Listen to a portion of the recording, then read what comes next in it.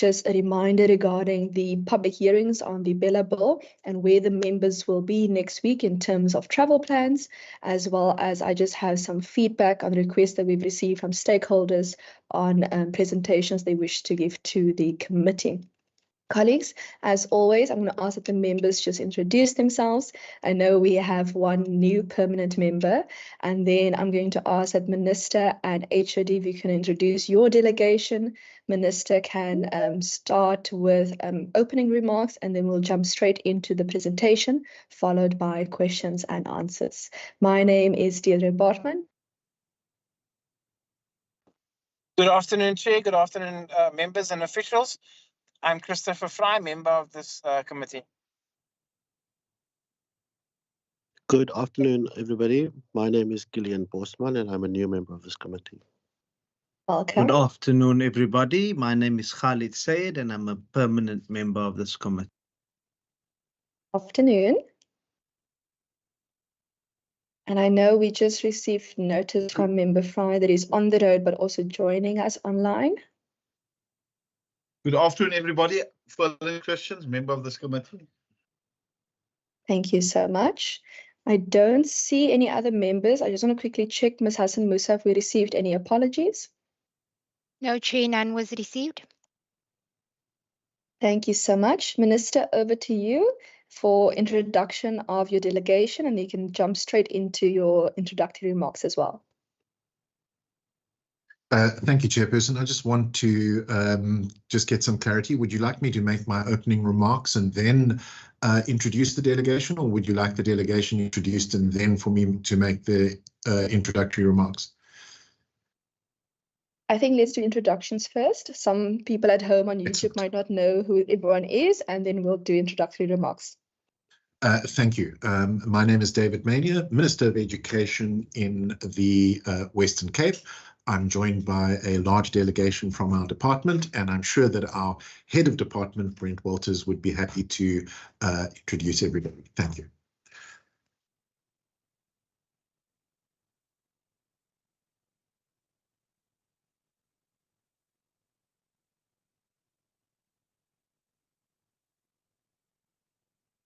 Yeah, I was just about to say. Okay. Good afternoon, Chairperson. Good afternoon, Minister. Good afternoon, members. Thank you very much for the opportunity. My name is Brent Walters. I'm the Head of Education.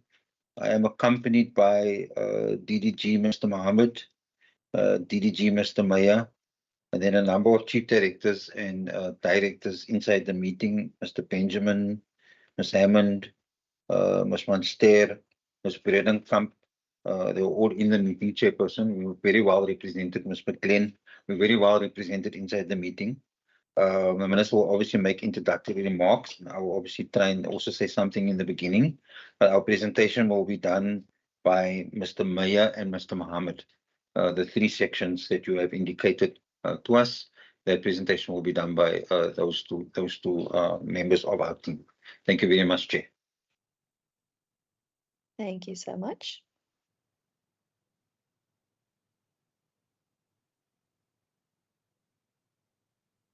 Thank you, Chairperson. Can I go ahead? You may. Great. Good afternoon to you. Good afternoon to members of the committee, and obviously to stakeholders and members of the public who have joined us this afternoon. Chair, it gives us obviously great pleasure to have an opportunity to brief the committee on our matric results and school readiness. We think that there's a lot to celebrate. Our pass rates are up, our retention rate is up, and there's a significant improvement in our quintile 1, 2, and 3 schools. Of course, there is more work to be done, but real credit to our curriculum and our examination and assessment team. Also, of course, it gives us pleasure to brief you on admissions. And again, we have succeeded, as you may know, in placing about 99% of our grade 1 and grade 8 applicants, despite very significant budget cuts, which of course have impacted our infrastructure program significantly. But of course, there still are significant pressures in the system. And again, all credit to our admissions and district team. Chairperson, I also thought it would be a good idea, given the fact that there have been significant budget cuts, to draw your attention to an item in the budget books that was made public yesterday.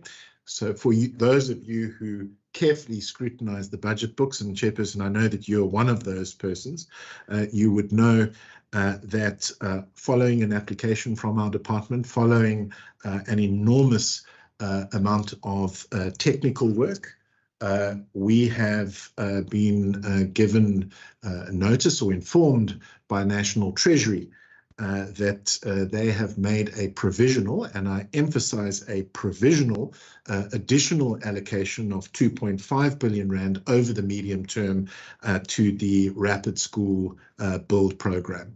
And we think that that is a very big vote of confidence in the Rapid School Build program, and we think that this is excellent news. But I do want to emphasize to members of the committee that this is an additional provisional allocation, and further work is required.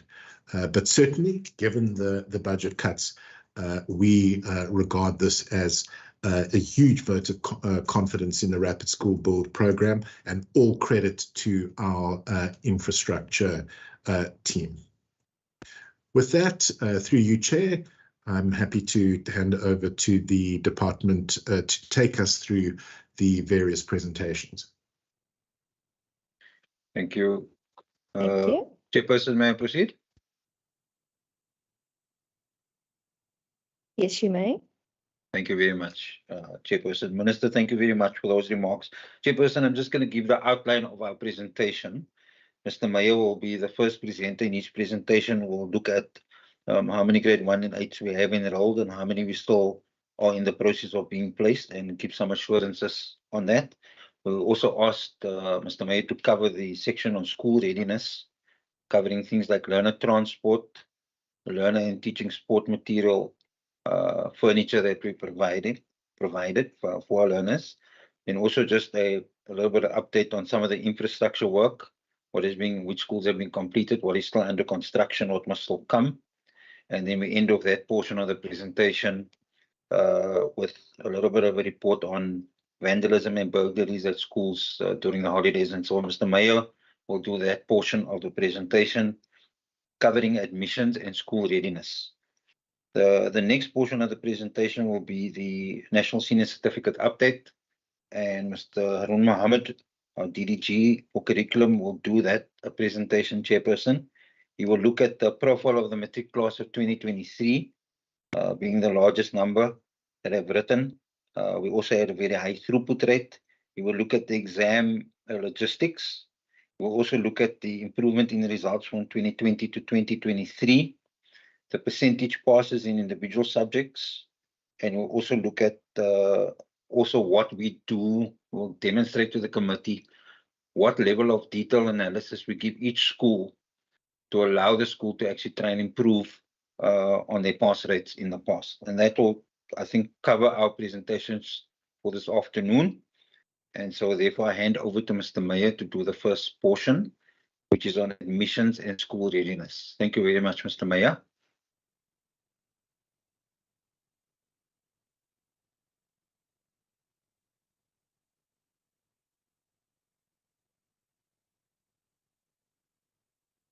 Good afternoon, Chairperson. I trust you can see my screen. Is my screen visible? Yes, thank you. Okay. Thank you. Good afternoon. Thank you. Good afternoon, Chairperson and members. I will basically be speaking about the admissions and the school readiness, as has happened over the past 2 months within the system. Is it not moving?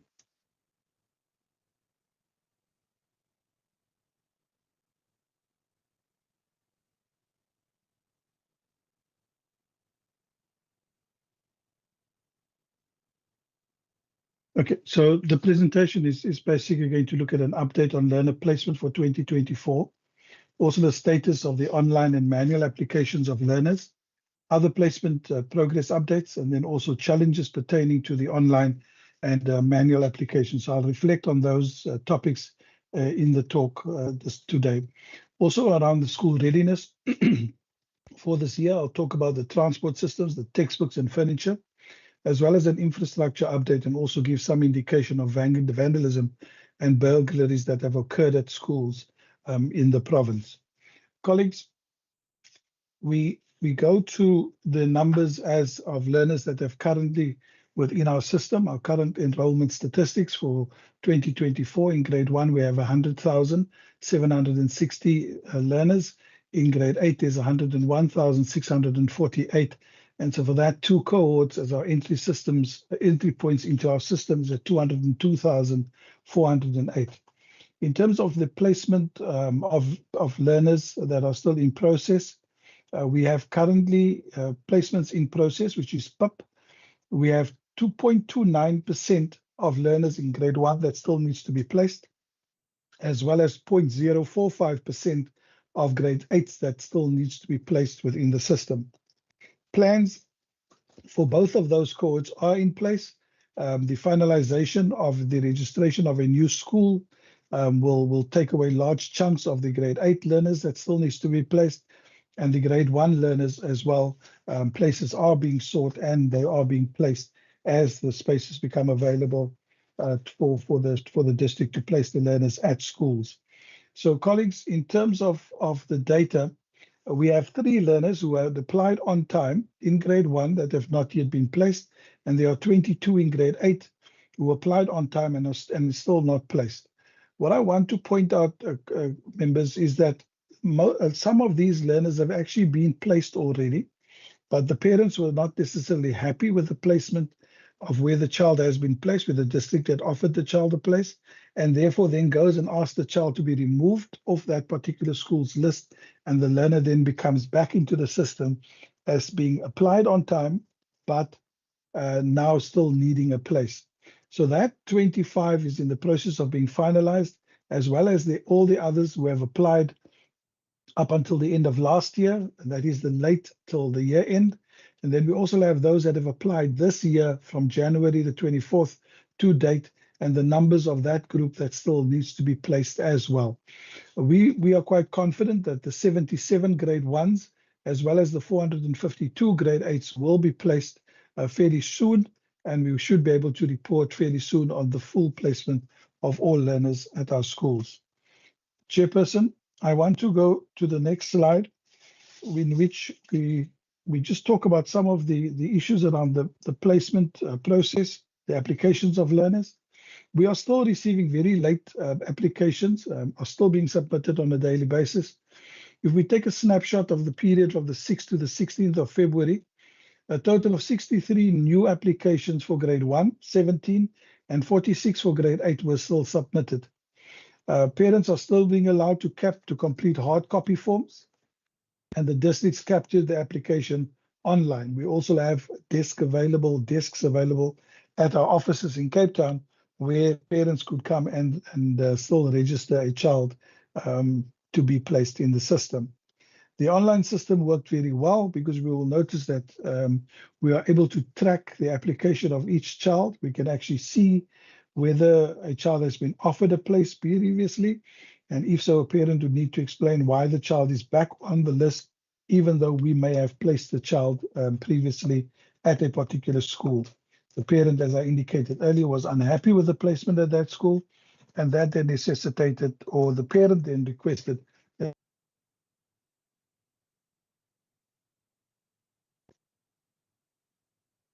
sorry, I think I've lost communication for a second.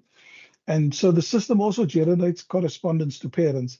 So it will say, for example, your child has been offered a space at X school, and you're welcome to go to the school and then register the child at the school. There's other documents you may need that the school may require from you, but please go and visit the school.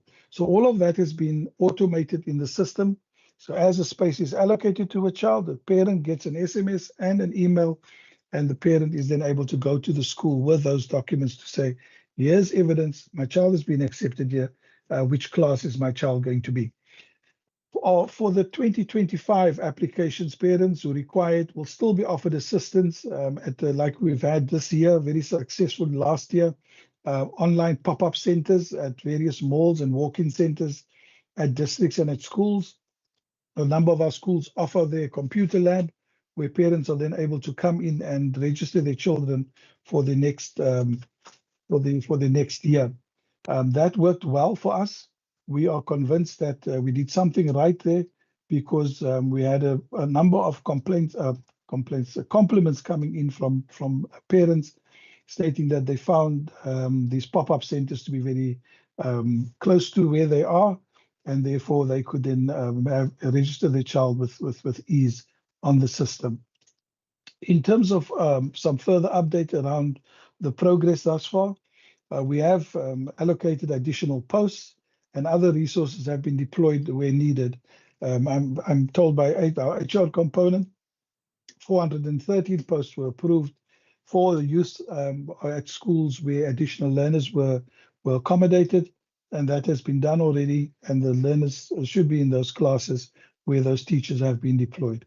We've also provided resources for learners who applied very late, and that is also there to ensure that the learner actually has the necessary materials when they are in the class. The 10th day SNAP survey has come, and it happened, and that survey is really aimed at getting a snapshot of the number of learners within the system. And so on the 10th day, which was, I think it's about two Tuesdays ago, on the 10th day of school, we take a snapshot, we get a sense of how many learners there are at school, how many boys, how many girls, etc. And so then we can start looking at how do we start planning, for those learners at that particular school, but also trying to get a sense of what has been the growth in our schools and where there may be pressure in the future for the additional requirements around accommodation, etc. An example would be we gave a school mobile classrooms, and they fill that with grade 8s. They will need accommodation next year for those learners who move to grade 9, and of course the following year for grade 10, 11, and 12, there will be a requirement going forward. So where learners enrolled learners did not arrive, the parents still remain uncontactable. These places were allocated to other learners on the waiting list. So the district officials keep very tight records of every parent is called. They capture the date and time of the call. If they get to speak to the parent, they will type in what the conversation was about, and if necessary, if the parent is still not contactable or not interested in a place, that place is then offered to another learner on the waiting list for the specific school. Districts have also made significant progress in placing learners, but securing places for extremely late arrivals remains a challenge. So it's very difficult that if a parent arrives at our offices, let's say, for example, today, to find a place for that learner tomorrow is very difficult, because we would have to first go back and see where there are still spaces available at which schools, and then direct the parent to those particular schools. Chairperson, oops, sorry, my mouse is stuck here again. Give me 1 second. In terms of the other challenges pertaining to the online and manual applications, we also saw an increased demand versus classroom supply and our fiscal constraints. So we've seen an increased demand for places in schools in the province.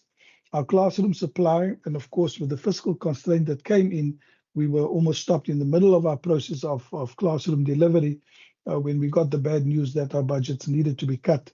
And that placed a bit of a hold on the classroom supply, which of course has the knock-on effect that we were then going to put a few more extra learners into a class, which could also then make the classes overcrowded. And it's something that we will look at going forward as to how we can relieve that pressure as well. Late applications, of course, impact significantly on securing funding and procuring and deploying resources such as additional posts and other resources at very short notice.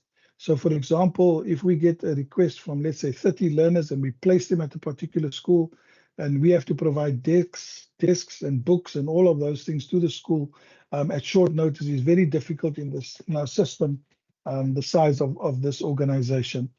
Also, the issue around schools of choice is a challenge within the system. So schools like Spine Road, if I can mention a few, Spine Road, Mondale, Claremont High, are schools of choice, which means parents are wanting to have their children at that particular school because they see the academic results are good. They see that the behavior of the learners of that particular school is exemplary, and therefore they would like their child to attend that particular school. And so what parents would do would be to say, well, I want a space for my child at, let's say, Claremont High School.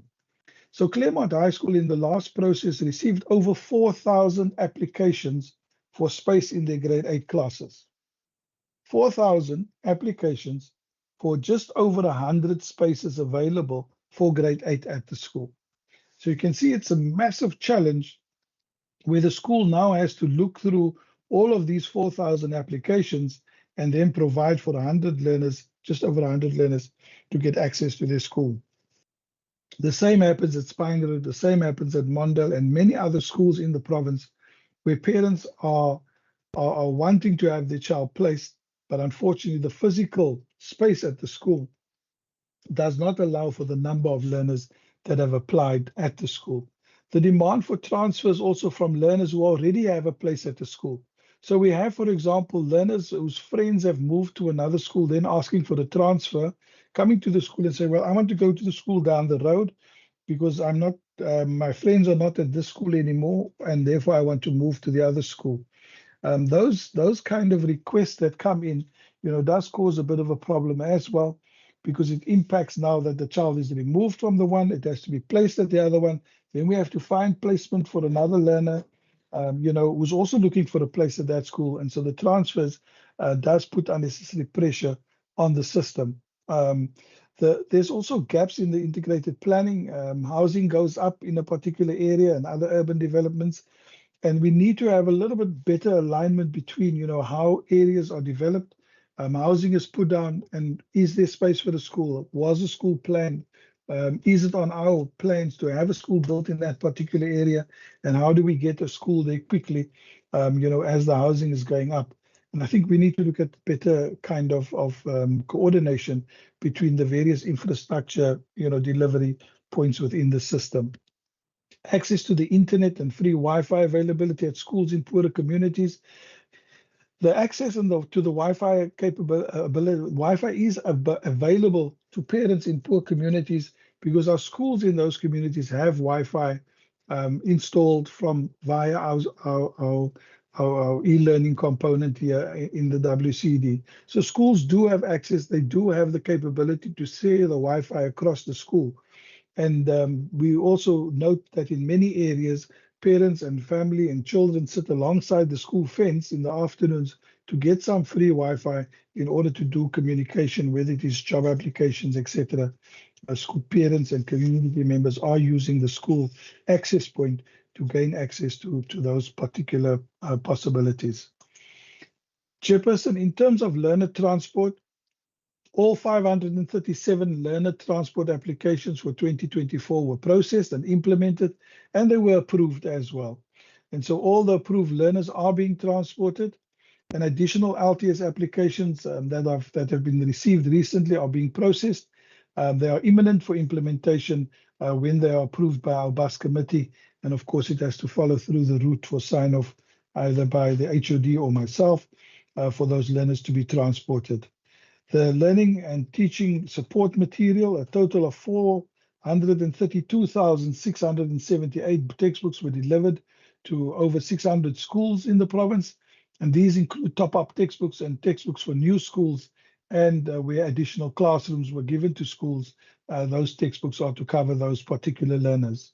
Furniture, a total of 117,559 furniture items were provided to schools, and these include desks, tables, as well as cupboards for classrooms, where we've built new additional classrooms, where we've opened new classrooms at existing schools. We've purchased those furniture items, and those have been delivered two schools already. And this is, in some cases, we transfer the money to the school and the school procures, and we get the furniture delivered to that particular site. So in terms of infrastructure delivery, we've completed 255 additional classrooms so far, with a further 317 classrooms currently in construction at new and at existing schools.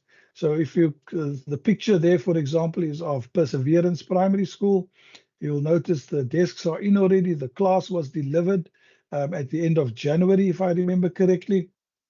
And so learners could start immediately in that particular classroom already. Learners are already in class at brand new schools in Bella, Kwanakutula, Fisher Haven, Saldanha Bay, Hart Bay, as well as Macassar. And those classrooms all have been delivered already, have been signed off. Of the 317 classrooms in construction, I'm informed by my infrastructure colleagues that even though we projected that some of them will only be ready by the end of March, many of them are nearing completion, and we may see completion by the end of February already of that 317 classrooms. Also, new classrooms have been added to existing schools across the province where demand for placement is the higher. The expansion program at existing schools is also geared to assist with that school of choice concept. So, for example, we start an additional stream at a school. If I use an example that I visited recently, Westcott Primary is in a high demand area in Deep River. And so therefore we built 7 more classrooms with ablution facilities at that school. And we now can take in 40 additional learners at grade 1, grade 2, grade 3, right up through to grade 7. It's a well-functioning school. It's a well-managed school. And we did that. And that has happened at a number of schools where we are looking at expansion of well-functioning schools with the addition of additional classrooms. This is the Murray High School in Kwanakutula Junior School in the Eden district, right on the border, close to the border of the province. This is second pictures of Perseverance Junior High School. The picture I showed of where the learners were desks were in the class. This is Fisher Haven Junior High School out in the Houston area. Beautiful new facility that's been created there. Rivergate Primary is also in Sunningdale area that has been established. And this is just a quad where kids get to play netball on the same court as other sports can be also done on that same court. Westcott Primary, the example I mentioned earlier, the new classrooms have been built. They look exactly like the existing building of the school.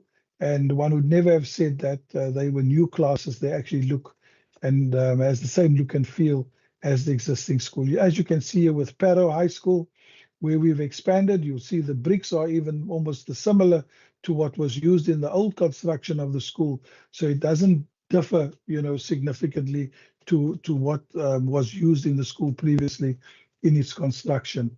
It is slightly more modernized in terms of the galvanized poles and railing, etc. But of course, we try and keep the look and feel the same as what the school looks like. In construction for learners with special education needs, at Lentegier's learners with special needs, here, for example, building is underway. Also at Beacon, learners with special education needs, we're building autism classrooms, for example, in this area. At Mary Harding, we also have classes that are currently in the process. This guy's on lunch break. He's just having a rest. But I can assure you that work is going ahead at a feverish pace on all of our sites. And as I've indicated earlier, we may see earlier completion dates of those classrooms. This is at Balporto in the Lansdowne area at a special school, also where we worked very closely with the school to ensure that we address the needs of the school, and particularly for learners with autism and the expansion of that at our existing schools. So in the construction of new schools, since we secured an interdict against disruptions at construction sites of 2 new schools, Blue Ridge Sports Grounds, for example, we have been making steady progress towards the delivery of the first phase later this year. That is for the Blue Ridge Primary School. Building is started and it's back on track again. Just go back. Also, the construction of Luandle Primary School in the Luandle area in Somerset West is also back on track, and we're hoping to have this completed with 8 classrooms before the second term begins of course, barring any further future delays at the school. You'll notice the solar panels on the roof, and the school is being built with that, so that already alternate energy supply is also available to the school and looks at reduction of the school's carbon footprint, but also in terms of the municipal account of the school, the solar will definitely assist. Colleagues, Chairperson, if I look at the vandalism and burglaries at our school, we reported that 486 schools in the province were supported with holiday security to curb the vandalism and or burglaries happening during the school holidays. These are normally done via clusters within our districts. We support the cluster, and the cluster then assists schools within the cluster with the security to ensure that there's a visible presence on the sites during the holiday. At 298 of the 486 schools, we had 12-hour guarding services, and only at 188 did we have 24 guarding services were provided. It's a cost factor, Chairperson. The cost between a 12 and a 24-hour service is quite high, and so we try and stretch our money a little bit further and have the guarding in some cases during the day, in other cases during the night, but we can only get a 12-hour out of the company, and then we will have to look at what is the best in terms of the budget that we have. During December 2023 and January 2024, we had 26 incidents that were reported at 24 schools. So it was 2 schools that reported 2 cases, basically that happened during that period. Incidents of burglaries and vandalism were reported at 12 schools that had guarding services. I'm not quite sure whether that guarding services was during the day or the night and when the burglaries and the vandalism happened. But for record purposes, we are just saying that they had guarding services, and 12 of them, they did not have guarding services when that particular burglary or vandalism happened at the school. So in terms of the extent of damage reported, there was one major incident that was reported in Metro East Education District. That major event was in Tlanganiso Secondary School in Khayelitsha, where the school experienced a break-in on the 19th of December already. They gained access to the school's computer lab, damaging the burglar bars in the process. The school reported the case to SAPS, and the estimated damage at that particular school is around about 380,000 Rand to replace all of those stolen computers, which is quite an expensive. It's 19 computers that were stolen, and quite a sizable amount of money that we would need to replace those particular computers. So if we look at the comparative analysis, there's been a 38% decrease in the cases reported during December to January 2024. And we can attribute that to our greater visibility of security personnel at our school.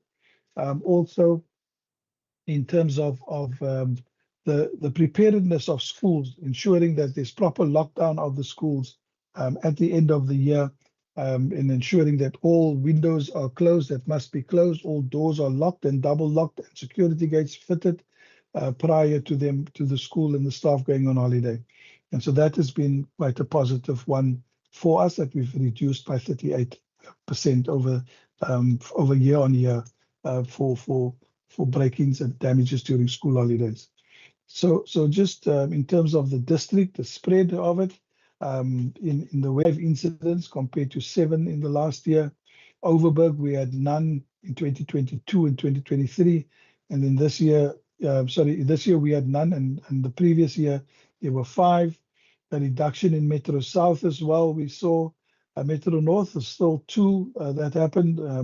Metro East, we saw a slight increase by almost 100% to 6 cases. Metro Central, slight decrease, a significant decrease in the Eden and Central Karoo district from 8 down to 2. And in the Cape Winelands district as well, a reduction of 4 incidents to only having 3 in that particular district. Chairperson, that concludes my part of the presentation. Thank you very much. Thank you so much. I'm going to ask that we also just do the second one so that we can take all of the questions during the question and answer session, if we could do that. Good HOD afternoon. Walters, I saw your hand going up. No, sorry, Chair, you covered me. I was going to ask, can we go straight to the second presentation? So Mr. Mohammed will do the second problem. presentation. Perfect. Thank you. Thank you, Chair. Perfect. Thank you so much. Good afternoon, Chairperson and members. I'm just checking if the presentation is showing. It is. Thank you. Thank you. Thank you very much. Good afternoon again, and thanks very much for the opportunity to present. So we start off with a profile, a short description of the size and the marking, just to give context to the whole process. Then we proceed to results and analysis, and end off with a discussion on the renewed plans for 2024 plus. So on the first slide, you will see some detail on this particular cohort and their history based on the impact of COVID and load shedding. And in particular on load shedding, if we can just indicate that what we call the power-aided subjects, such as computer applications technology and information communications technology, hospitality studies, there was a bit of a negative impact relating also to homework and study.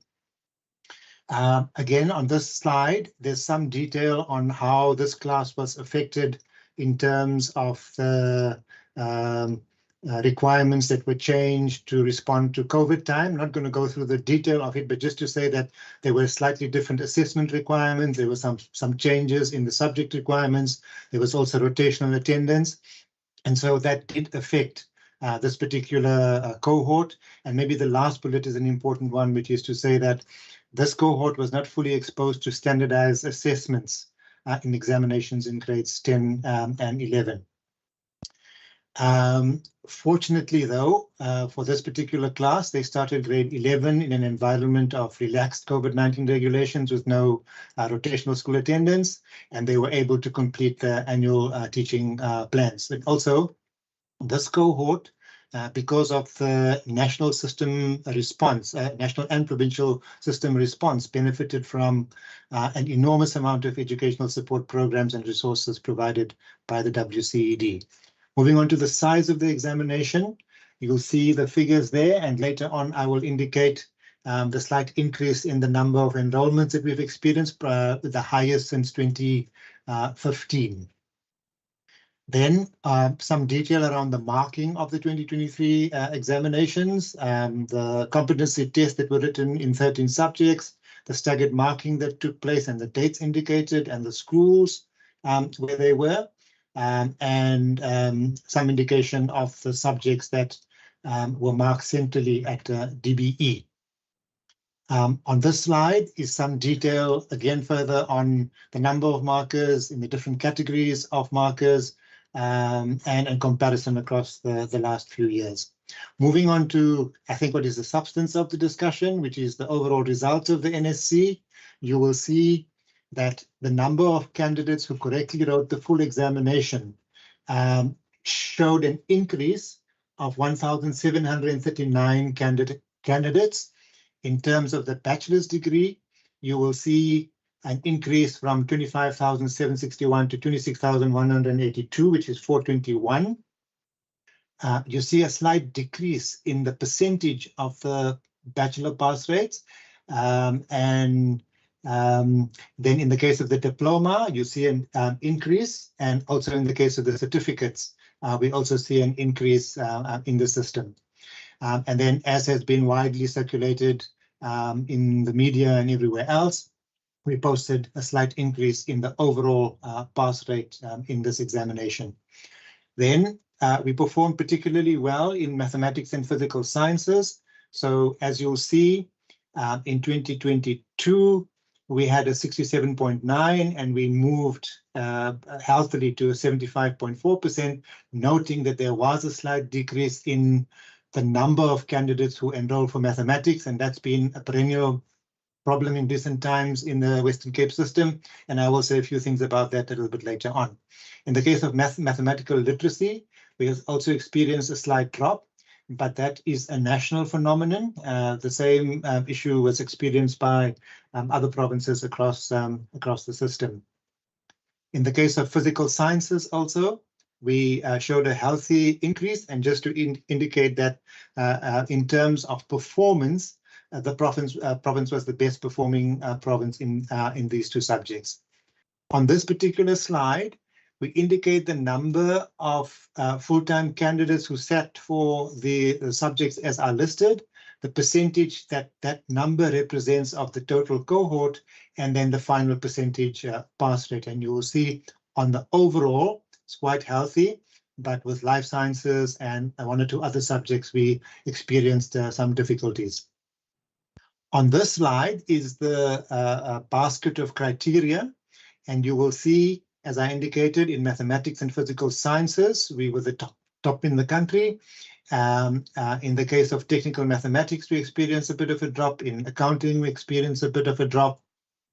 In the bachelor's, I've already indicated we increased on the numbers, but the percentage was affected because of the relative calculations when you do the numbers against the percentages. The distinctions also, there was a slight decline, but on the throughput rate, we also were the second highest in the country.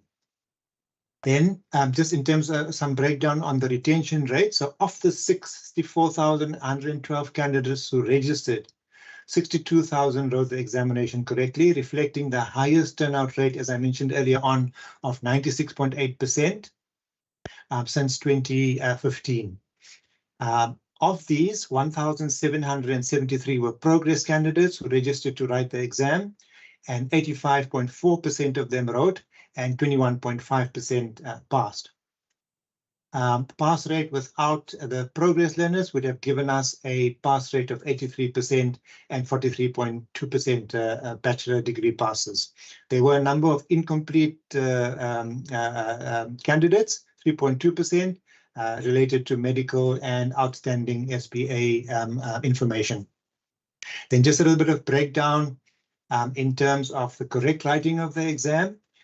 You will see that in 2023, 62,077 of them wrote the full exam, which represents an increase in the success rate we're getting in that particular area.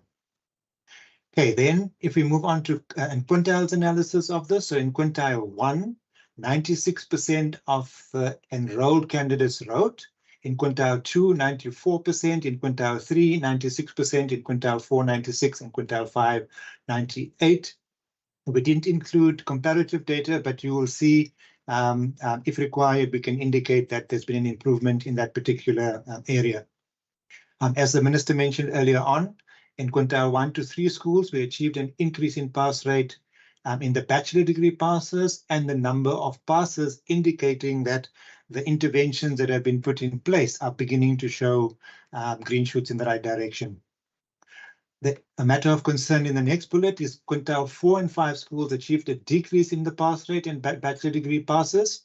However, the enrollment was higher, and therefore the number of passes are higher in these two categories. Our teams have been working feverishly from the time, over the whole of the December and January period when all of these items are discussed, and I will share later on some of the steps we're taking to address that particular issue. And then quintile 2 and 3 schools are outperforming quintile 4 schools in both pass rate and bachelor degree pass rates, with quintile 1 schools achieving a higher bachelor degree pass rate, which is par for the course on previous trends. In this section, we focus on home language selection, and that is an area that we've identified where the province needs to be paying more attention to the nitty-gritty detail on how we're managing enrollments, etc., etc. But just to give you firstly an enrollment in 3 of the 4 home language groups, Afrikaans 32%, English 39%, and isiXhosa 28%. There is some data there on the turnout rate, but perhaps the most important discussion we need to be having is that unlike the other provinces in the country, the majority of the learners in the Western Cape do not take an African language as home language. And if you look at the results in the other provinces, in the languages that are taken by the learners, their pass rates are almost all 95% plus. And so we've started a process over the last 3 years where learners whose home language is isiXhosa, we're encouraging them and the schools at which they are found to provide them with the opportunity to write in the language in which they have the greatest facility. We've also been paying attention to the English home language performance. It's also a national issue. The overall performance in English home language has also dropped nationally. So we're paying attention to that, and obviously similarly with Afrikaans. Okay, then the number of number of schools performing below 60%. We give you the districts as well as the number of schools achieving less than 60%, totaling to 29.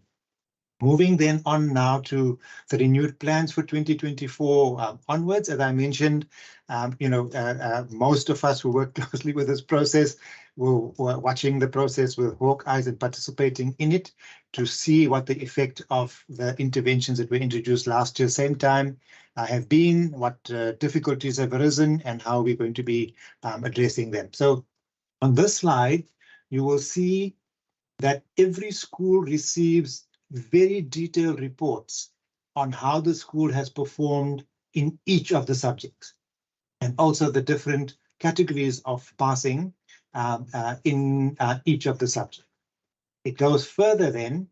We provide each school with a per question analysis. So each question in the exam paper is analyzed in detail, and each school gets a very detailed analysis of how the learners have performed in the school in that particular topic.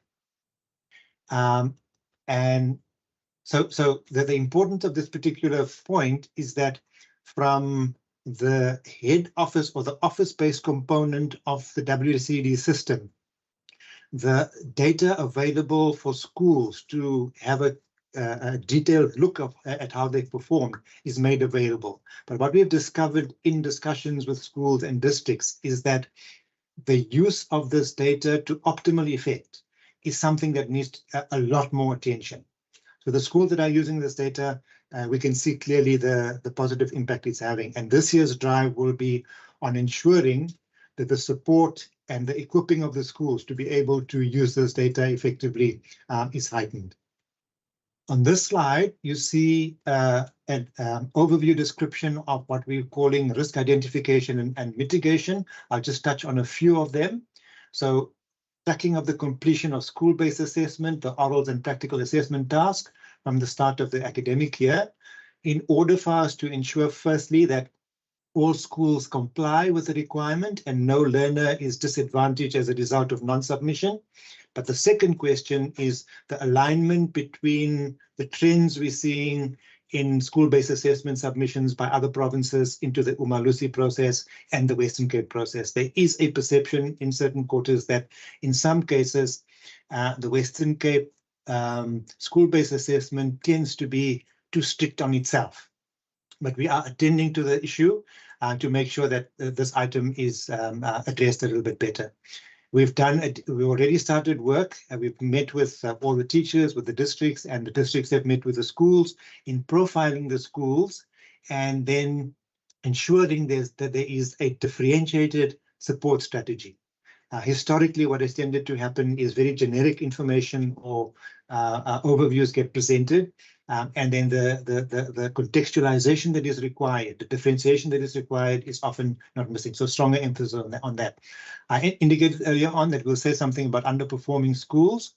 So there's been a discussion between the different branches in the WCED on having a much more specific and targeted strategy, which will include support to the school management teams in these schools on an ongoing basis. We've also discussed the possibility overall, but also specifically for these schools, to do a quarterly review as soon as the term 1 results are available, to then have a look at what is going on and take preventative steps in the case of schools that are not performing well. SG has also started the process of meeting with the underperforming schools, I think from next week already, much earlier than has happened in the case of last year. And we think that that will then have a positive effect and reduce the number of underperforming schools as we're going along. As part of the differentiated support strategy, learners at risk must be identified early and supported, and not only in the academics. We have experienced that in certain cases, there is a level of disengagement among some of the learners. Some of them don't respond to the invitation to additional workshops and support programs that we put in place. So we're encouraging the schools to have a slightly more holistic approach. I've mentioned something about the home language strategy, so I'll pass through that one. Mathematics participation rate. The Back on Track program that we introduced last year has been very carefully designed to start a process of identifying and supporting learners whose capability in mathematics is strong from grade 4 already. And so we're taking a long-term view on addressing the phenomenon of lowered mathematics participation rate in the province. But just anecdotally to share with chairperson and members, what we've discovered is that a number of learners and parents are making the choice to move away from mathematics because they think they'll get a better mark in mathematical literacy, and on that basis increase their chances of getting a bursary or entrance into a tertiary qualification which doesn't require mathematics as entry. And obviously we want to discourage that and enable every capable mathematics learner to take that subject.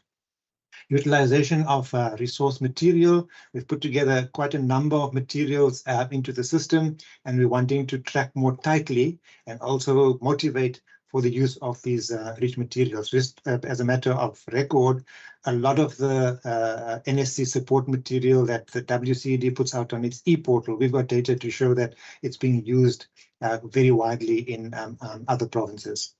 I've already said something about the use of the diagnostic reports, and then just a couple of specific points just to indicate the seriousness with which the process is being taken. So we've already had the novice teacher professional development program that has been mentioned a few weeks ago. On a Saturday morning, we had 1,000 novice teachers who are teaching in FET for the first time, taken through a program to support them better moving further forward.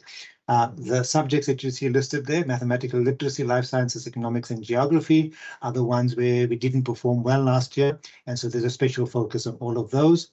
And we're also putting a lot of positive pressure on departmental heads in the schools to play a stronger role in making sure that analysis, as well as the support programs that must follow the analysis, take place in the schools. In the case of Back on Track, last year, this time, we hadn't even begun the program. This year, we were, I think, 2 or 3 weeks in stream already. We are supporting targeted teachers and learners in 9 subjects. We're implementing a 1+9 face-to-face teacher professional development program for grade 10 mathematics in 140 schools, a just-in-time program for grade 10 teachers in 5 subjects and grade 12 teachers in 9 subjects, and a Saturday tutoring program for grade 10 and 12 learners. And we will continue with the enhanced autumn, spring, and winter schools that we ran over the course of last year. Maybe just point of emphasis is that last year, we ran a just-in-time program, which was mainly online. The teachers and the feedback that we received was saying that face-to-face might be better, and we've therefore adjusted the program for face-to-face programs we made available. Because matric is a stepping stone to other things in life, we are increasing the drive towards greater career awareness to ensure learners make appropriate and informed subject choices, so that particularly the phenomenon of incorrect subject choices, which leads to wastage, is reduced. And then we've created very detailed subject support packages for each of the 56 subjects that we offer in the Western Cape NSC. And we invite members to have a look at the detail and the care with which these have been and the quality that these plans contain. Okay, and then just on this slide, I'm repeating some of the points that I've made, but just a couple of small amounts of detail to say we had an analysis of the things that took us to our performance level of last year. And as you've seen, we've also tried to identify areas where we can improve. So the more effective use of data, provincial mediation sessions. So 2 Saturdays back, we had a mediation session with every group of matric teachers in every one of the 56 subjects in the province. And overall, we've received strong feedback. We've put pressure on the managers to provide us with more detailed information on the impact of these programs for this year and going further forward. Western Cape has been implementing a telematic schools project over many years, also used quite extensively in other provinces.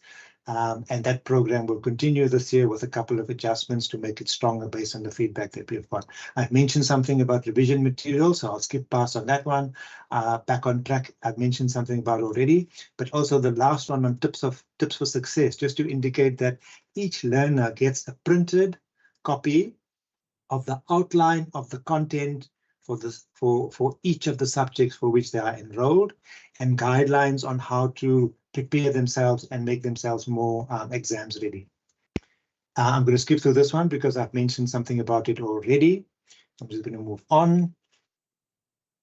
We've started looking at grade 10 and 11 performance to see what indicators we can get on this particular cohort of the grade 12s in 2024. And so that, as I said, the differentiated data that is available to inform the learners' performance. Identification of learners at risk early in the year, and then support programs for them to be made available. And then I've mentioned many of these already.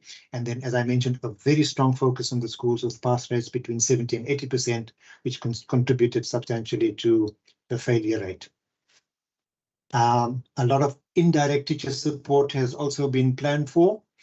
We've asked the subject advisors to be much more vigilant in monitoring the impact of the just-in-time training. And we've also then, working together with our branch IDC, looked at the subject improvement plan in each of the schools and to ensure A, that they are being implemented, and B, that they're being implemented effectively. I've mentioned the other points already. There is a subject dashboard that is available that gives us monitoring information on all the grades from 10 through to 12. Okay, then on the issue, this is just an example. For each of the 56 subjects, we've got this kind of very detailed guideline to each of the districts and schools on participation rates in that particular subject, and then also on improving the success rate in that particular subject. So for each of the subject, there is detailed activity planned for this year. With that said, Chair and members, thank you very much for the opportunity.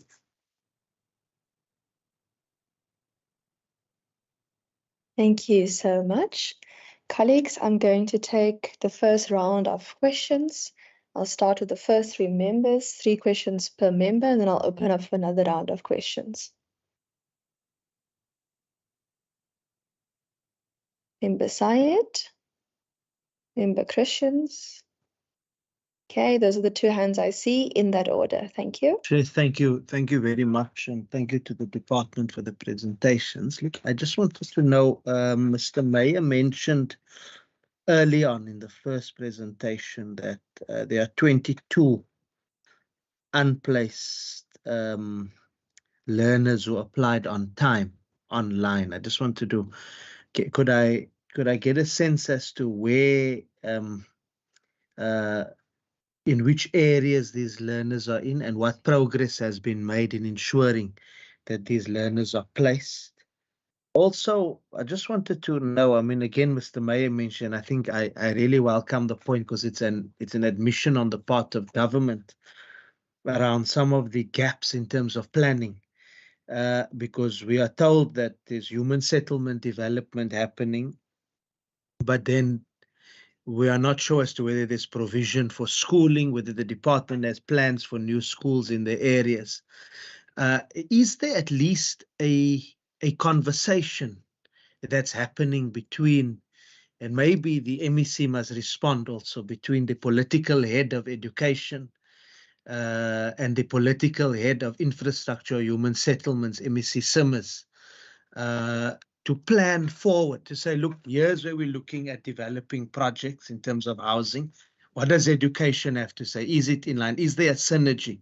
And then at the level of the officials, because the sense I'm getting is that there isn't synergy. What plans do we have in place to ensure that there's greater synergy in that regard? Thank you. Thank you so much. Member Christians. Thank you, Chair. And thank you for, like Member Syed said, for the department for the presentation, and it's very in detail and depth. Can I just ask, the first question is, you know, I know, and I'm not talking about schools of choice like Claremont and Mondale and Steinrod. We have an enormous problem. Mr. Meyer, I send them placements. I've been in Mitchells Plain when people struggle to be placed. Now in Mitchells Plain, and also when Sunday I was in Kraaifontein and Paul the other day when we were there. The problem is that our learners staying in close proximity where they live. Now I know not everybody can be accommodated there, but don't the department look at, because this one lady in Rocklands said to me, she showed me the school is I think a Cedar High School. It's walking distance from this from their home, but when he was placed in Ottery. Now, of course, the child is not going to school anymore because they don't have the money to get the child to Ottery. And when I go to other areas, it's the same problems. So I try to help in Mitchells Plain, and I'm going to try again now to help when it's school registration. But it's a major problem. And I'm not, like I said, Mr. Mayor, I know I'm not talking about Spine Road, Mondale. I'm talking about your ordinary schools. What is the percentage of learners at least living in close proximity and people that is on SASSA grants that can't even pay to get their children to school? It's a major concern. Just to explain to me how that works, because many of our learners is at home because parents cannot afford to pay the fees what the taxi asks. That's the first question. The second question is, when people go to the district office, especially in Mitchells Plain, Lentegeur, when they get there, the people tell me when they get to the gate, the security guard hold them there, and they cannot even go further. And the one person said, I'm sick and tired of going to the district office all the time, and my child is not placed. I don't know if there's proper communication to the people, but you must just take both sides of the story, and maybe people is not reachable on phone and so on. But it's concerning that our people, we have the good reports, but we have a lot of bad reports. And maybe just another question is, Chairperson, I've mentioned it out in the SOPA, and you said you're busy. Also busy with department with the base plus education that Mr. Gert Maree with the learner transport. It's a long-standing problem, and I got an email to say that children miss school because they cannot get to school. If I can just understand how far that base plus education learner transport problem is, and how far, because they say that they don't get any response from the department. That's my 3 questions, Chair. I'll park it there. Thank you. No problem. You've covered mine on base plus as well. I sent it in through our normal committee system process, and our procedural office has been assisting us with that. So thank you for asking that. Minister and HOD, you can allocate the questions accordingly. Thank you, Chairperson. I just hand over to the HOD, who will go first. Thank you very much, Chairperson and Minister. So I'm just going to ask Mr. Mayor can prepare himself to answer the question on base plus, just in terms of all the work that has been done there, and also on the question of Mr. Sayed on the unplaced learners. And then Mr. Mayor, just in terms of the question of children who have been placed at the Gateway School, my understanding is that that school, there's a particular example is mentioned on Cedar, but I just know on the Mitchells Plain area, I know that last year we did have a bus that took children from that area. And my understanding is that we're in the process of renewing that contract to make sure that these learners can actually travel to that area. So that's just, Mr. Mayor can perhaps just add to that answer. Just on the question of gaps in planning, I think part of the difficulty, Mr. Said, you asked that question in relation to don't human settlements and the department speak in terms of where we're going to place a new human settlement and how many schools we're going to need and so on. So the problem is when we put down the human settlement developments, yes, obviously we do talk, Mr. Sayed, we do actually plan for what's the carrying capacity in terms of the housing that's being developed. But then we find out afterwards that the settlement patterns in that area exceed the number of spaces that we actually planned for. What I mean by that is in the housing developments. So you put a housing development down, and I'm making up a number now, let's say for 200 people, and then you find 300 people are staying in those houses. So what happens is an equation amongst the planners. They talk about how much, let's say, expected people there are in families that will come to this home, and then X amount of schools in relation to that number. So that number is sometimes out, and that's generally what happens in relation to those things. But can I maybe just ask Mr. Mayor to come in on the other questions? Thank you, Mr. Mayor. Thank you, HOD. I'll just go to the first question of Member Said, who'd spoken about the 22 grade 8 learners. There were 18 learners in the Metro South District, as well as 3 in the Metro East and 1 in Metro Central District that applied on time and are unplaced. As I indicated earlier, those learners have been assigned places and they will be placed in schools fairly shortly. As I indicated, there was always a little bit of concern in terms of learners wanting to be closer to home, etc. But I think we have found places now that would be able to accommodate those learners also in proximity to where they were. Member Christian, in terms of the learner who lives in close proximity to a school, we must also note when that learner applied for a place at the school. So Cedar High School had probably dealt with all the applications they received on time and placed those learners at the school prior to anything else, any other learners, being sent to them.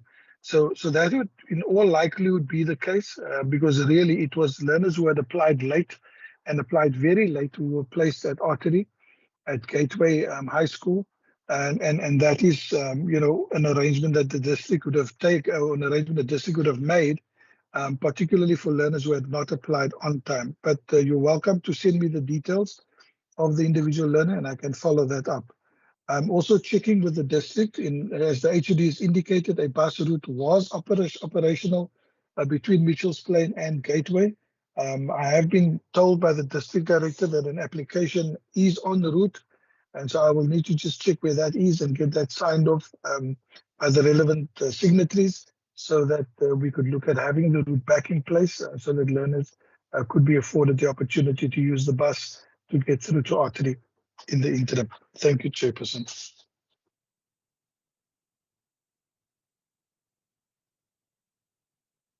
Thank you Mr. so Mayor. much. Is there anyone else that will be adding to the answers? HOD, Mayor, just on Base Plus. Oh, sorry. Yeah, so Chairperson, we actually went out to Base Plus to have a meeting with all stakeholders, which Mr. Maria unfortunately did not attend, but clearly had some indication of what the discussion was about the previous night. The learners are accommodated in the hostel at the school in Herbertdale. The parents and we actually went around the room and asked individual parents whether they are happy with their children at the hostel, and all parents in that meeting indicated they are happy with their children at the hostel at the school in Herbertdale. I understood there was one parent in the meeting whose child is not on the hostel, who's living in a private residence in Herbertdale. I think it's family of the parent, and the child is not on the hostel. The child is not making use of the transport facility between home and the hostel, but raised the question about why children should be transported and not staying at home. But unfortunately, it was difficult to understand the logic, as his own child was also placed at a family member in the town to be accommodated while the child was at school during the week. The parent also indicated to us that it's just a huge cost to transport the learner daily between base class and the school. We drove that road at night, Chairperson. It's an extremely dangerous stretch of road through the mountains to get from base class to Herbertsdale. And so there's a lot of risk attached to transporting the learners on a daily basis between the school and home. The hostel, in our understanding, is providing sufficient care, sufficient meals, etc., for the learners from base class at the school hostel. And according to the parents, the learners are happy to be at the school. We have somebody from the local community, from base class, who is now at the hostel with the children. He works at the school as a coach and helps with the sport program at the school, etc. He's an intern there, and he's doing fantastic work, and he's a nodal point of contact between the parents of base class and the learners at the school. All the parents in the meeting knew who he was. They also have access to his family in base class and could get messages through to their children as they require to be in touch with him, as there was a local person from the base class community working at the school, also providing support to the children from base class. Of course, we had communication from Mr. Maria the next day around what was said in the meeting, not so much about base class learners, but about learners from another school in another area, from Sonskyn Valley, I think it is, that are being bused currently. As we indicated in the meeting, those contracts were issued on a yearly basis, and they come up for review every year, regarding whether we are going to continue with the route or not. Also, in terms of that route, for example, there was a discussion which said that the hostel, I think it is at Grootbrak school. My colleagues must please correct me, but there's a hostel. I don't know, is it Sierbrak? I'm not sure, Chairperson, I'm not sure of the name, but there was a hostel that was being readied for learners to take occupation come January 2025. That hostel, I think the school with our officials have attended to. They're fixing the things there at that school, and so that learners could actually take up space in that hostel, and that route actually is then stopped and learners are able to use the hostel facility at the school instead of being transported on a daily basis. Thank you, Chairperson. Perhaps Mrs. Panster can come in if there's additional comments. Chairperson, if she may. Yes, please. Thank you. Thank you and good afternoon, colleagues. I want to address the point that was made that learners had missed school because of the situation regarding the transport. So as you know or might not know, a special, shall I say, concession had been made for the base plus learners in the sense that they receive both a hostel subsidy as well as a transport bursary. As you know, in terms of our policies, it's either or. But in this very special case, we did feel that we wanted to offer the special support to the base plus community, especially because many of those learners are little, like foundation phase. And so we understood that they would need to see their parents and their parents would need to see them, on a more regular basis. So what was agreed was that they would obviously continue to receive their hostel bursary, but that twice a month they would get a return trip. In other words, a trip home and a trip back to school. That meant that every second weekend, the WCED would basically provide transport or funds for transport for them to see their parents. What the arrangement that had been set up was rather silly in the sense that they didn't organize the return trip in a logical fashion. By that I mean they should have said, right, on a Friday of week 1, that's the trip taking the learner home from Herbertsdale to Base Plus, and obviously on the Monday after that weekend, that's the second part of the first trip, which means they collect the transport then collects the learners from Base Plus on the Monday and take them back to the school. However, what they did was a little bit almost illogical and backward in that they would say, right, on a Monday, the bus is fetching the children, taking the children to school. They are then at school for the week. On the Friday, the bussie takes the children back to Base Plus. So they regarded that as the return trip, which means on the following Monday, following that Friday, the transport was not there. So it was just a case of almost just doing a little bit of rewiring of the thinking to say that view a return trip as the Friday and then the Monday of the next week. And with that, there should then be no problem because learners would then be brought home on a Friday and then taken back the Monday. And 2 weeks from that, the same thing should be recurring. Thank you, colleagues. Thank you so much. Member Christians.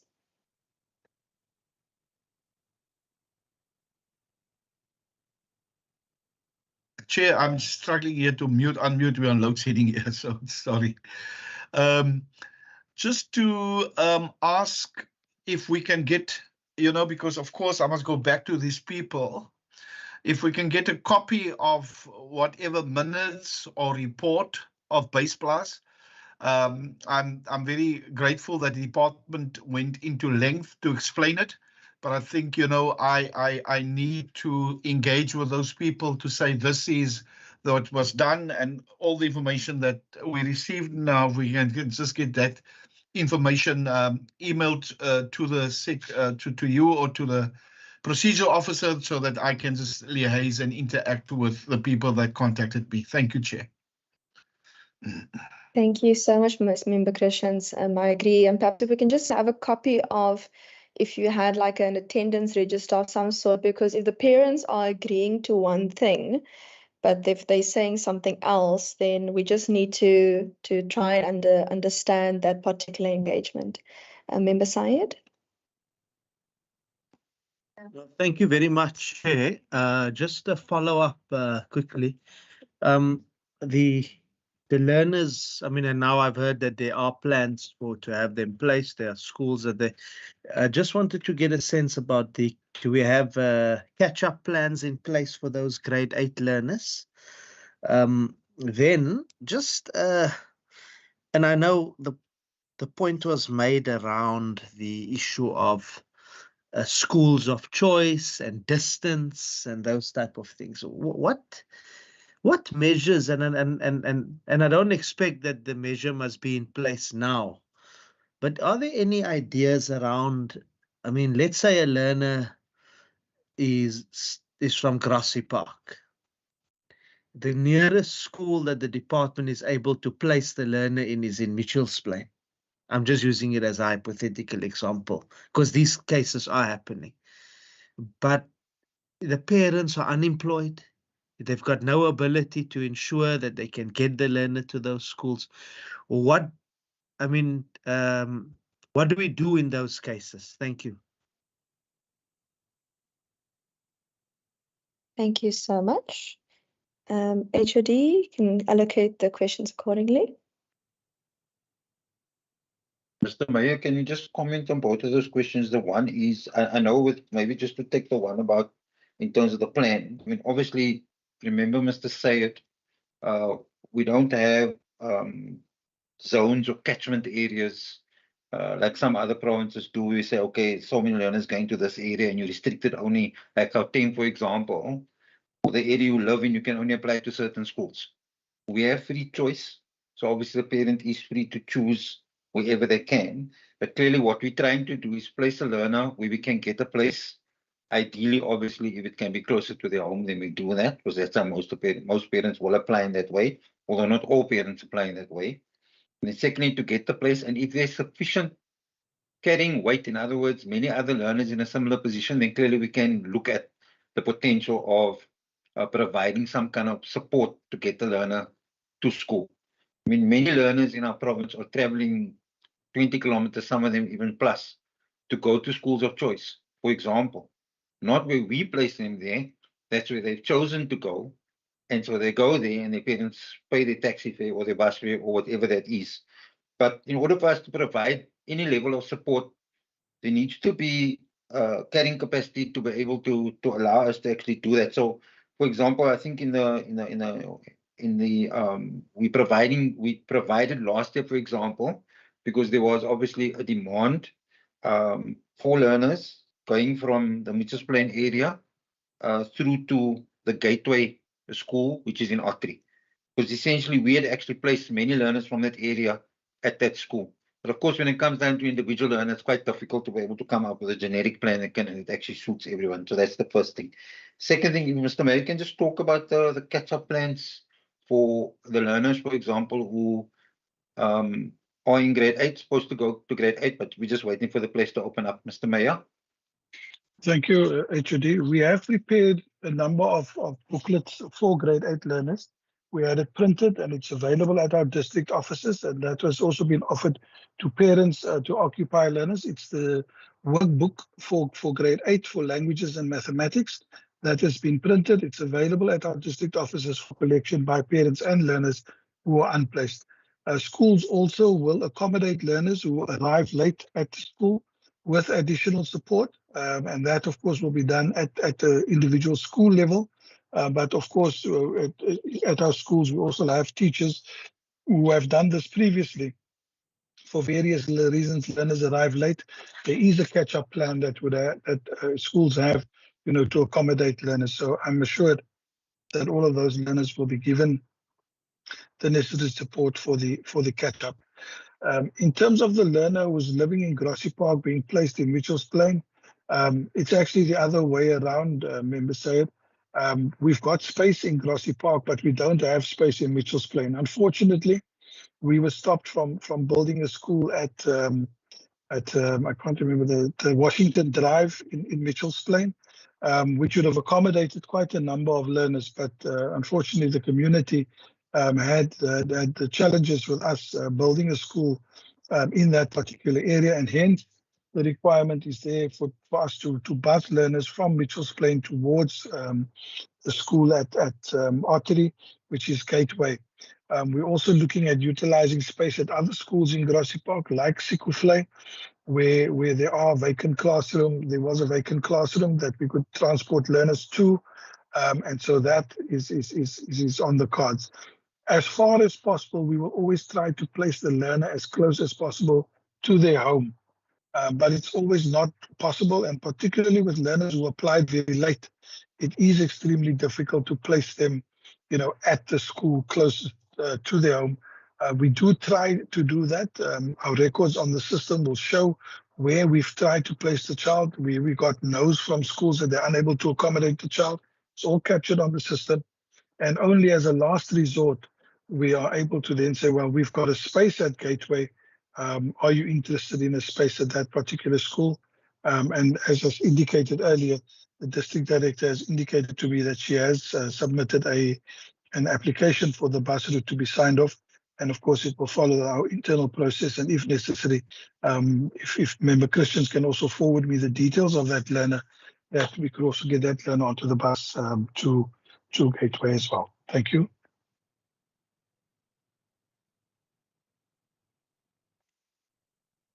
Thank you so much. Colleagues, are there any follow-up questions? If none, then before Chair, we sorry. head over to our committee matters, Member Christian. Sorry, Chair. It's just not a follow-up, but just a new question. Can I ask a new question? No problem. Okay. Now, I just want to know, Chairperson, and I saw all the plans and all of that. I'm very grateful for what the department is doing. But you remember we were at Crestway High School in the retreat. We got 35%, and I remember with the previous chair we were there, and the late Lorraine Botha, and then we visited there again. And they told us of all the improvement plans that they have in place. And yet I was shocked when I saw Crestway High the lowest of all matric passes at just over 35%. Just that question. And the other thing, I just want to compliment also the department with the Back on Track program. I spoke to learners in Heidelberg High and all of that. It's really helping our learners with the extra classes. So I hope that we will have, because this learner I spoke to at Heidelberg High is in matric, and they were already 6:30 Sunday morning till about 6:30 till 8:30 Sunday morning. They were doing their classes.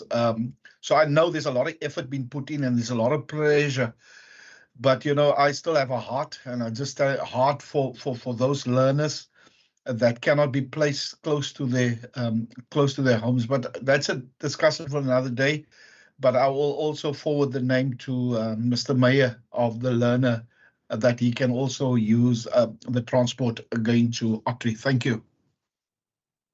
Thank you so much. And remember, Christians, if you can just also CC the procedural officer, just so that she can also just put that on our tracking document to ensure that all of the respective queries we send in are resolved. HOD? No, I just wanted to mention that, we clearly, the name of CRISP was mentioned, but they're not the only school that perform below 60%. We have 31 schools in that category.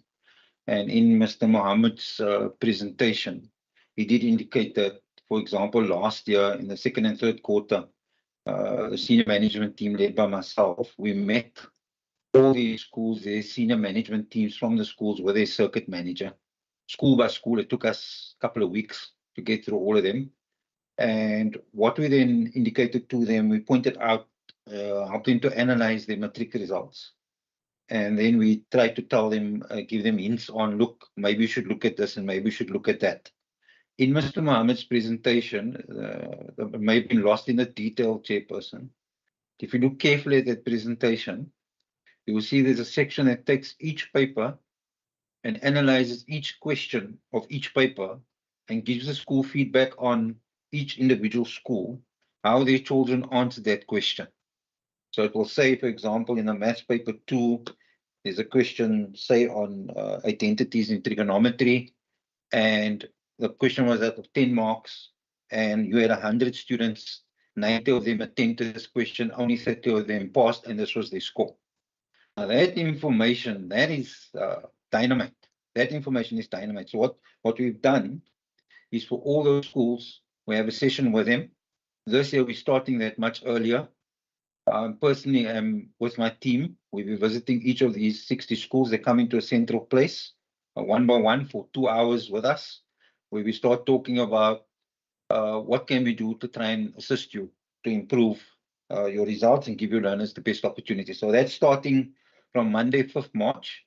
I'll be doing undertaking those visits across the province for those 31 schools, and then Mr. Meyer, and Mr. Meyer is also in that. Mr. Meyer, Mr. Manster, all the senior managers, Mr. Mohammed, Mr. Benjamin, we're all in that to try and give them, Mr. Lauriston, to give them some sense of where we think they could potentially go.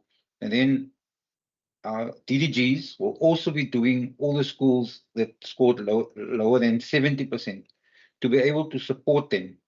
And obviously, Chairperson, education isn't a straight line. Chairperson, you may know I taught mathematics, for example, and I can tell you sometimes you pour your heart into something and you don't get the result that you expect. It's not a straight line. Children react differently to different things at different times. Some children mature later than others.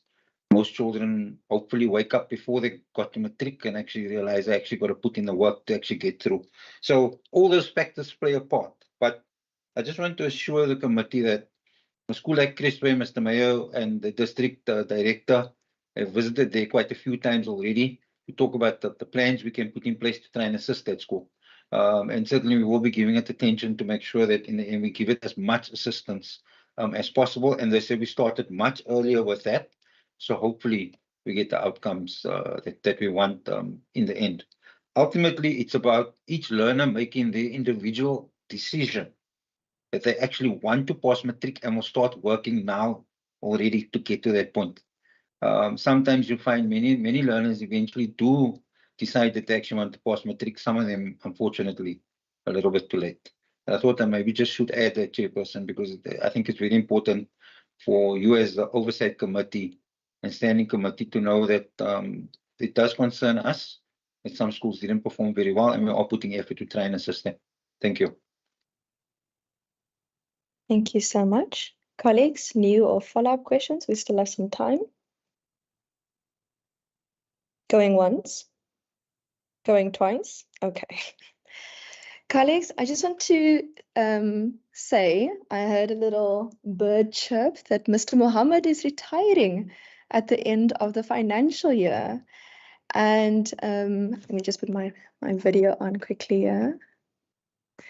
And I just want to say from the committee side, thank you for your long service to education and to the WCD, and for essentially birthing the Back on Track program.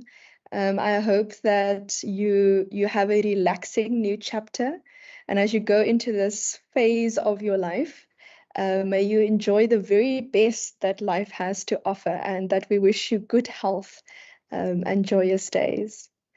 Member Syed, I see your hand. Thank you very much, Chairperson. I also just wanted to reiterate what you have said and to congratulate Mr. Mohammed and thank him for his years of service, and also on a lighter note to say now hopefully I'll be hearing him more on the airwaves of the radio talking about sports and many other issues. Thank you. Thank you so much. Colleagues, I'm going to, oh yes. Thank you very much, Chairperson. Thank you to the members as well. It's been quite a bracing experience, but whatever achievements are possible is always only possible through the support of other members in your team. But I just want to also express my appreciation for the opportunity to have been part of this process. Thank you. Thank you so much. Colleagues, I'm going to ask that you just please stay online for some committee administration. But to Minister and Department, please, you are excused and you're welcome to go about your day-to-day business. Thank you very much, Chair. Bye-bye. Thank you very much, Chairperson. Thank you, colleagues. Thank you. Thank you, Chairperson and team. Bye-bye. Thank you. Bye-bye. Wonderful. Thank you. Bye.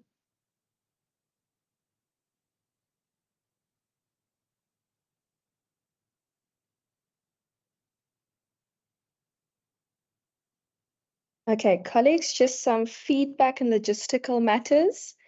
The procedural officer has forwarded to you the respective posters for the upcoming public hearings in case you wish to forward those to respective community members.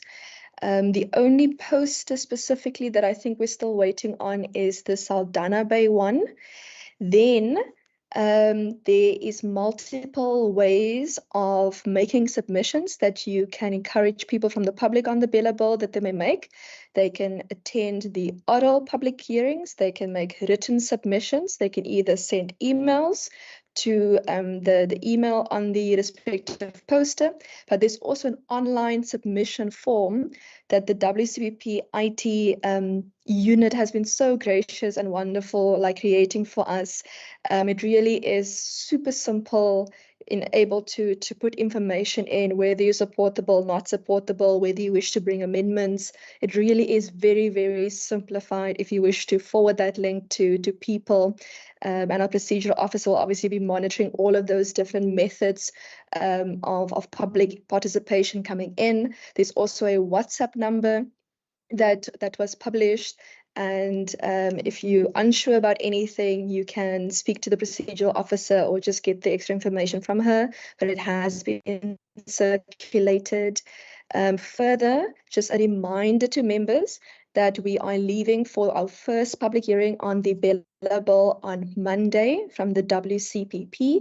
Next week's crop of public hearings are Beaufort West, Plettenberg Bay, George, and Mossel Bay.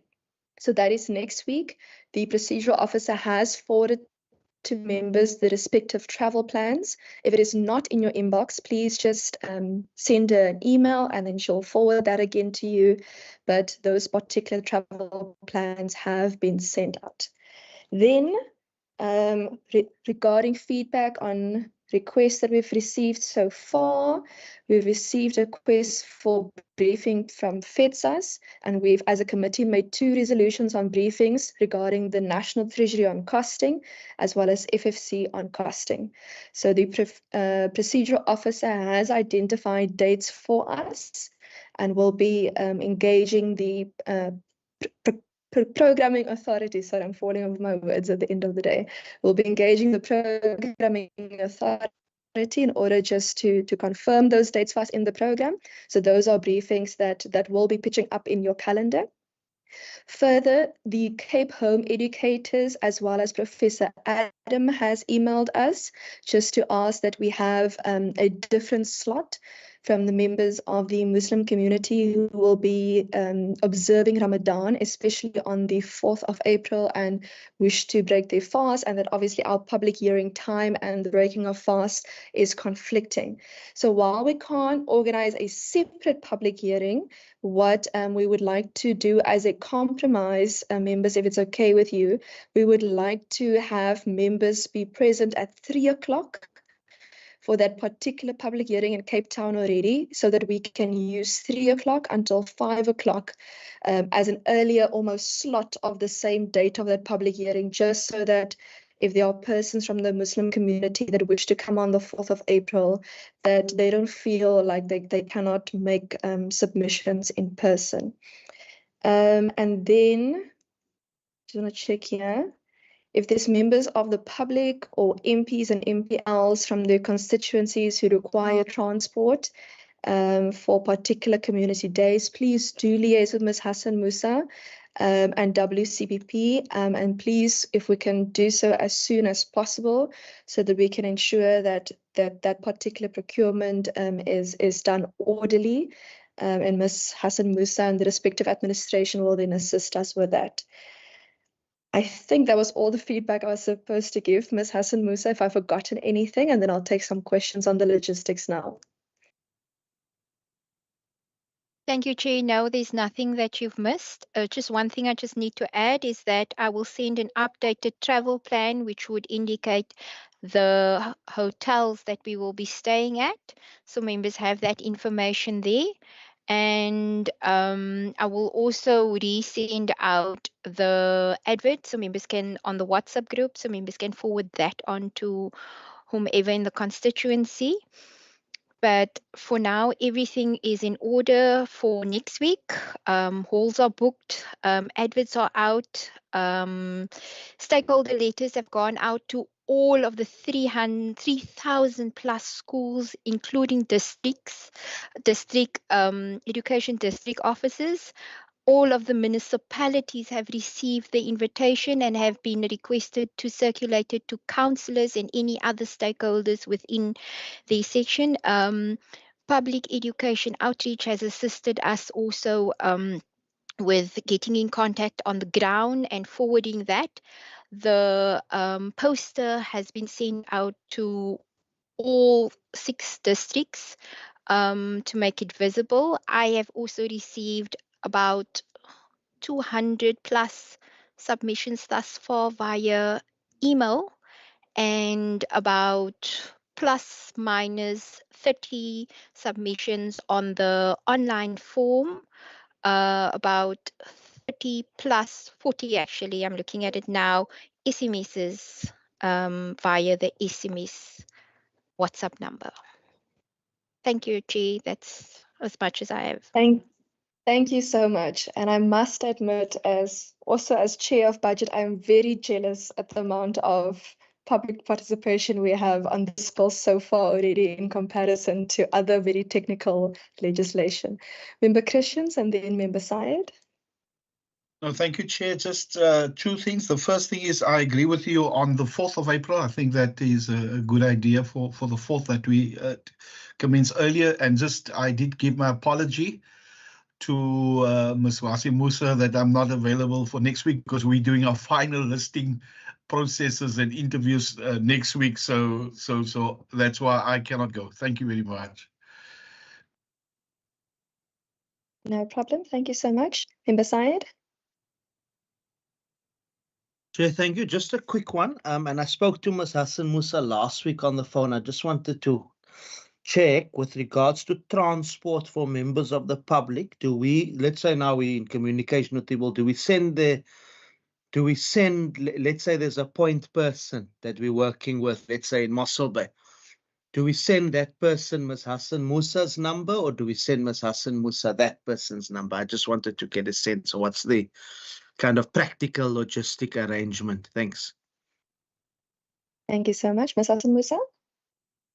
Member Sayed, thank you so much. Chair, through you, I would like you to send them my number so that they can contact me directly. I would kindly request that if there is anybody for the Beaufort West and Plet, to send it to me as soon as possible, because we still need to get quotations and then sign off on it. And I'm hoping if you can send it to me by early tomorrow morning, I'll be able to sign off on transport by Monday morning.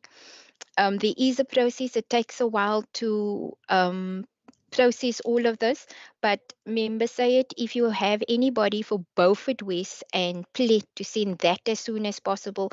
The George and Mossel Bay can still get to me by Friday afternoon, which gives me at least 2 more days to procure those transport.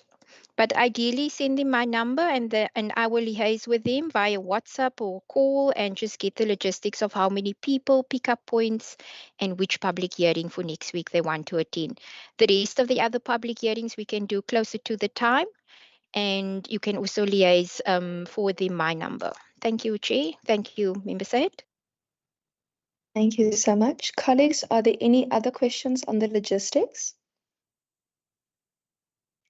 If not, then I will see you all on Monday for a bumper week. With that, the meeting is adjourned. Thank you, Chair.